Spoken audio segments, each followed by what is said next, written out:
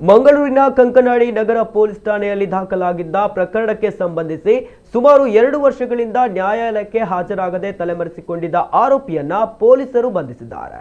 ಮಂಗಳೂರಿನ ಫೈಜಲ್ ನಗರದ ಶಾಂತಿನಗರ ನಿವಾಸಿ ರಮ್ಮಿಯಾನೆ ರಮೀಸ್ ಬಂಧಿತ ಆರೋಪಿಯಾಗಿದ್ದಾನೆ. ಈತನ ವಿರುದ್ಧ ಕಂಕನಾಡಿ ನಗರ ಠಾಣೆಯ ಹೊರತಾಗಿ ಉಳ್ಳಾಲ, ಪಾಂಡೇಶ್ವರ ಮತ್ತು ಕದ್ರಿ ಪೊಲೀಸ್ ಠಾಣೆಗಳು ಸೇರಿದಂತೆ ವಿವಿಧೆಡೆ 5 ಪ್ರಕರಣಗಳು ದಾಖಲಾಗಿರ್ತವೆ. ನ್ಯಾಯಾಲಯವು ಆತನ ವಿರುದ್ಧ ದಸ್ತಗಿರಿ ವಾರೆಂಟ್ ಹೊರಡಿಸಿತ್ತು.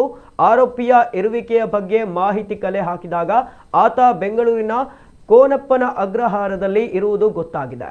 ಕಂಕನಾಡಿ ನಗರ ಪೊಲೀಸ್ ಠಾಣೆಯ ವಾರೆಂಟ್ ಸಿಬ್ಬಂದಿ ಬಾಲರಾಜ್, ರವಿಕುಮಾರ್ ಮತ್ತು ಯುವರಾಜ್ ಅವರು ಬೆಂಗಳೂರಿಗೆ ತೆರಳಿ ಜೂನ್ 8ರಂದು ಆರೋಪಿಯನ್ನ ವಶಕ್ಕೆ ಪಡೆದು ಬಂಧಿಸಿ ಮಂಗಳೂರಿಗೆ ಕರೆತಂದು ನ್ಯಾಯಾಲಯಕ್ಕೆ ಹಾಜರುಪಡಿಸಿದ್ದಾರೆ.